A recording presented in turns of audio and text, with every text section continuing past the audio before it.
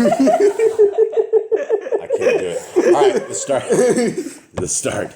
Okay, hi everybody. My name's Jason. I'm Caden. I'm Jaden. And we are the Yahuwah and the Torah channel. And we thank you guys very, very much for hanging out with us. I'm going to leave this in there. I'm not going to cut it because every once in a while we have a good laugh around here.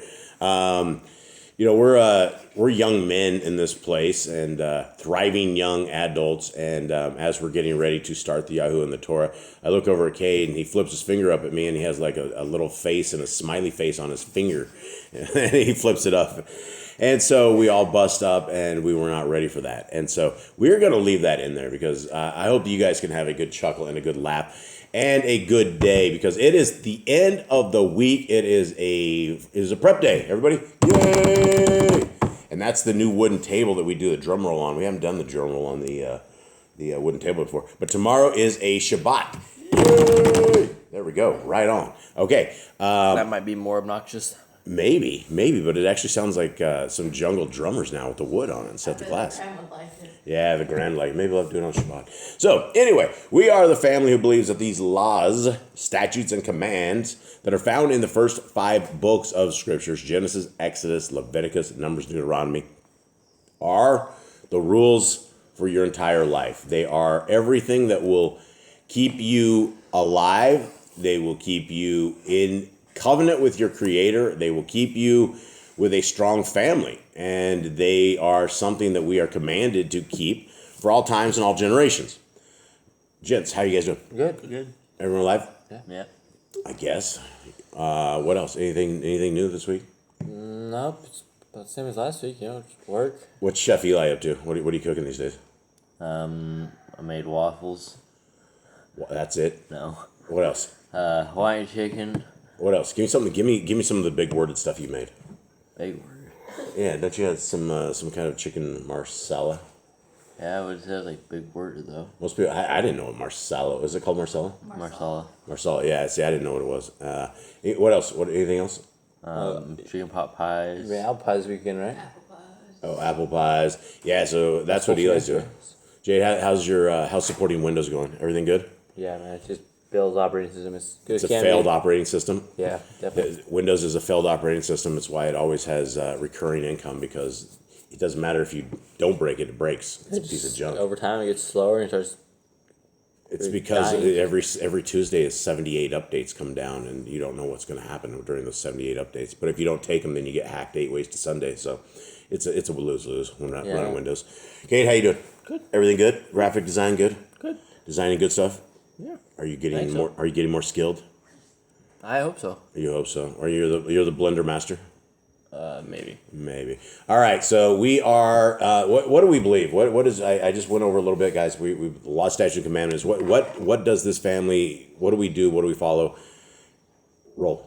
We believe the law, statutes, and commandments are for all generations, and the first 5 books of the Bible, called the Torah, that they are the guidebook to life, that they are the way we should live, they are the way we should have always lived, that they were never done away with, that this is the secret to salvation with Messiah Yahushua. Yeah, secret to salvation. That's what the prisoners in the prisons, the death row prisons, they asked me, how do we achieve salvation? And one dude asked me yesterday, he goes, are you a rabbi? Oh. He's like, I think everything you're saying is very correct. These commands are great. He's like, are you a rabbi? I'm like, nope, I'm just some brother. I'm just some homeboy sitting here reading scriptures with all of you stuck in chains. Okay, and so here we are. Let us go into this, guys. This is Yah Scriptures. This is the greatest English translation you will ever find anywhere. It is past all of everybody who has gotten it. It is a very durable, very large book. You can get it right there at yahscriptures.com. Just put those 2 words together, Yah and Scriptures, and put a .com at the end of it. And there is a free download for any platform that you have. We have the eSword, we have the Google app, which we're going to be reading out of here in just a second. And we have all the PDFs. And we've just had many thousands and thousands and thousands of downloads of these things now over a year. And you can purchase this beautiful blue book right here. It is available. It's $90 for every scriptures that you guys are able to get. We are able to support our brothers and sisters in chains and get them the scriptures and work with them and show them some love, which has been extremely, extremely effective.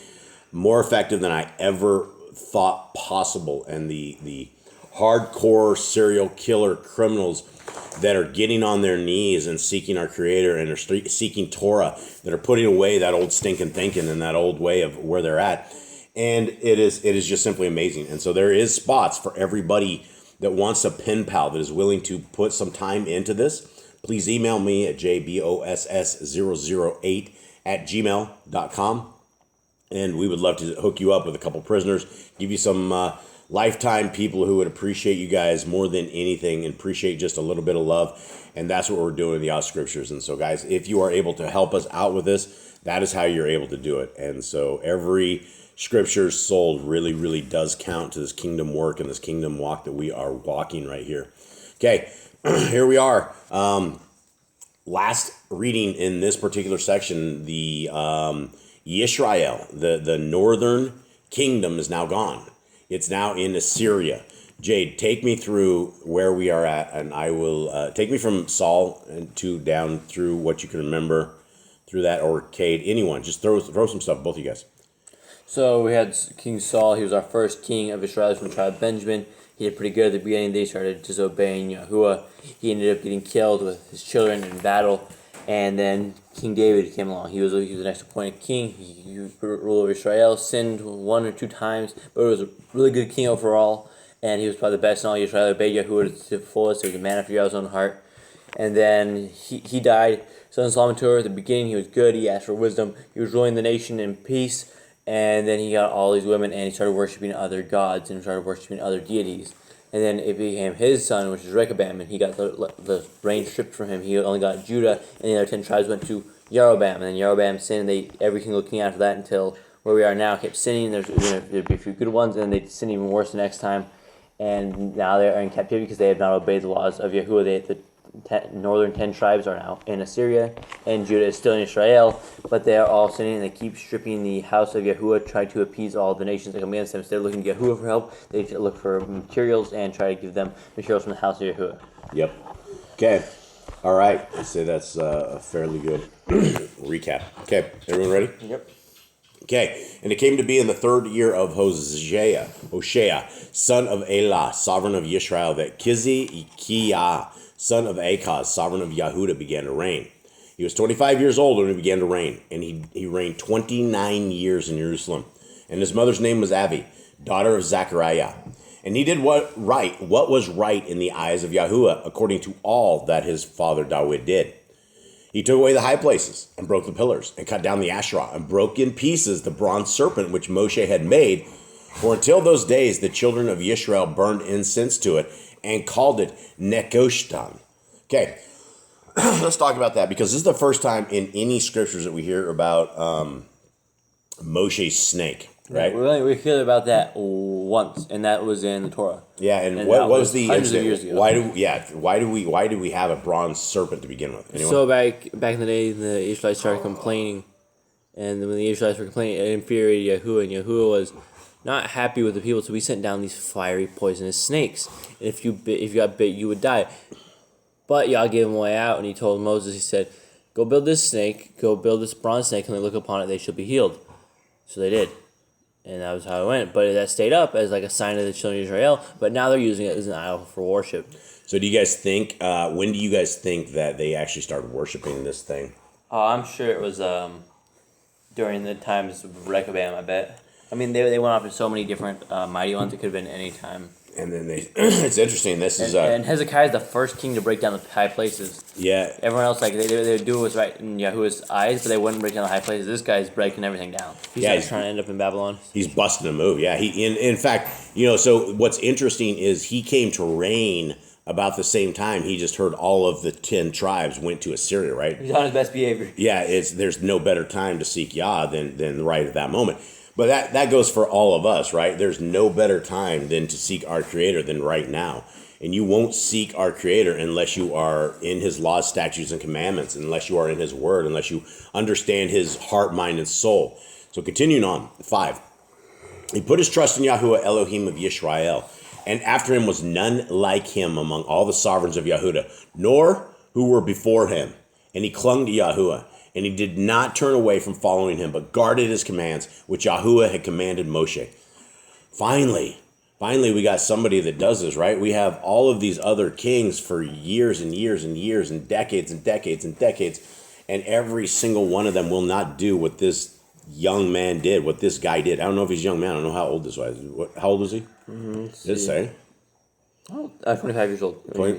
So this young man is a mighty, mighty warrior for the kingdom of Yah, and look what he did. Sometimes you got to go against the flow. And when he was out there destroying all of these mighty places, he was going against the flow. These people were not happy with him, right? Because there's a bunch of people out there that all of a sudden you killed their gods. Access to their so-called gods is what they thought. Okay, 7. And Yahuwah was with him. Wherever he went, he acted wisely. And he rebelled against the sovereign of Ashur and did not serve him. He smote the Pelashites as far as Akaz and its borders from watchtower to walled city. And it came to be in the 4th year of sovereign Kizikyahu, which was the 7th year of Hoshea, son of Elah, sovereign of Yisrael, that Shalmaneser, sovereign of Ashur, came up against Shomron and besieged it. And they captured it at the end of 3 years. In the 6th year of Kizikyahu, that is the 9th year of Hoshea, sovereign of Yisrael. Shomron was captured. And the sovereign of Ashur exiled Yisrael to Ashur and placed them in Kelaka and Kabvor, the river of Gozan, and in the cities of the Magites, because they did not obey the voice of Yahuwah their Elohim, but they trespassed his covenant, all that Moshe, the servant of Yahuwah, had commanded, and they did not obey nor do them. So it's doing a little bit of recap, and it's talking about the Yisrael and their being taken out, and why exactly that they were sent off to captivity. Now, Deuteronomy 28 has the entire chapter. The half of it is blessings and half of it is curses. And they come on those who are obedient to our Creator and those who are disobedient to our Creator. So there's an entire reasoning system that you would want to be in covenant with our Creator through everything, through right now. Like right now, if you can hear the word of our Creator through these words, it is time to seek Him right now. It is time to find that way forward, which is the Torah. Okay, continuing on. 13, right? Yep. And in the 14th year of sovereign Kizikyahu, Sancherib, sovereign of Ashur, came up against all the walled cities of Yehuda and captured them. And Kizikiah, sovereign of Yehuda, sent to the sovereign of Ashur at Lachish, saying, I have sinned, turn away from me. I shall bear whatever you impose on me. And the sovereign of Ashur imposed upon Kizikiah, the sovereign of Yehuda, 300 kickers of silver and 30 kickers of gold. It's a lot, probably, for... Yeah, this is crazy. Like, he didn't go to Yahuwah about this. He's like, he just bowed down to Ashur here. I just lost my place. Where is it? I think we're on 18. No, you're on 15. 15. I don't think... Is it 16? Oh, 17. Sorry. Oh, the verse 18. Is it 18? 18. Okay. What... You guys, chapter 18, there we are. Guys, this is like 18, 15. 15, there we are. Okay. No, you're on verse 15. 18, 15. Okay, so that must be a ton of gold and silver, but it's it's interesting here that this dude is so powerful, right? The sovereign of Ashur, that he's a monstrous dude at that time, and this is where all this is where all the other tribes are, right? And so he was able to conquer all of actually the Syrians, right? This wasn't Ashur. No, I think it was, wasn't it? I think it was Ashur. Is that sure? Yeah, look at that. But anyway, this guy is like completely, he's wild. He's a warrior, dude. Okay, and so... It was Ashur. Okay, so was Ashur? Okay, so this is the same dude that's taken out all of the northern tribes. Okay, 15. And Kizikiyahu gave him all the silver that was found in the house of Yahuwah and in the treasuries of the sovereign's house. At that time, Kizikiyah cut off the doors of the Hayekel of Yahuwah and the doorposts which Kizikiyah, sovereign of Yahuda, had overlaid, and gave it to the sovereign of Ashur. Okay, this is getting worse. So he gave him like all the gold, and then he cut off the doors to make this right. Now, why don't we think that he went to Yah in this, or any of this stuff? I don't know. I got scared here. He did really good for his life, and then he thought he's gonna quit. Well, do you think Yah would have him battle this guy, or do you think he would have him? I don't know. We didn't ask him. Yeah, that's true. Okay, 17. And the sovereign of Ashur sent the Tartan and the Rabsaris and the Rabshakeh from Lachish with a great army against Jerusalem to sovereign Kizikiyahu. And they went up from and came to Jerusalem. And when they had come up, they came and stood by the channel of the upper pool, which was on the highway to the launderer's field. So it didn't sound like the money did anything, right? Yeah, no, there's like 5 armies against them. Yeah, so now it's like he went and he took off the doors of the temple, but it seems like it was too late. He didn't seek Yah, and he decided he was going to go against this dude. And I don't know, maybe he was seeking Yah. 18. And they called to the sovereign, and MELAKIM, son of Kiliakiyahu, who was over the household, and Shevna, the scribe, and Yoanak, son of Asaph, the recorder, came out to them. And Rabshakeh said to them, please say to Kizikiyahu, thus said the great sovereign, the sovereign of Ashur, what is this trust in which you have trusted? You have spoken of having counsel and strength for battle, but they are only words of the lips. And in whom do you trust that you rebel against me? Now look, you have put your trust in the staff of this crushed reed, Mitzrayim, of which if a man leans, it shall go into its hand and pierce it. So is Pharaoh sovereign of Mitzrayim to all who trust in him? But when you say to me, we trust in Yahuwah, our Elohim, is it not he whose high places and whose altars Kizikiyahu has taken away, and said to Yahudah in Jerusalem, bow yourselves before this altar in Jerusalem? And now, I urge you, okay, before we go into that, it sounds like, dang it, it just went again, 18. 18, 22. 22. It just sounds like they know the business of what these guys are doing, Yeah, right? like not say like everyone, like word gets around here. Yeah, and the thing was, it's just like all the others outside that don't, the ones that like will judge people who are law keepers because they don't know about it, and they're like, ha, ha, ha. These guys, he didn't even know that the altars that Kizikiyahu was taking away were the evil ones, right? Yeah, and so he was. So people are like, oh, look, he's destroying all these altars, doing all these things. The guy's like, okay, let's go against them. Okay. 22, right? 23 now. 23. And now I urge you, give a pledge to my master, the sovereign of Ashur. Then I give you 2,000 horses, if you are able to put riders on them. And how do you turn back the face of one commander of the least of my master's servants and trust in Mitzrayim for chariots and horsemen? Have I now come up without Yahuwah against this place to destroy it? Yahuwah said to me, go up to this land and you shall destroy it. Then said Eliakim, son of Kilkiyahu, sorry guys, and Shebna, and Yoak, and to Rabshakeh, please speak to your servants in Aramaic, for we understand it, and we do not speak to us in the language of the Yahudi, in the ears of the people on the wall.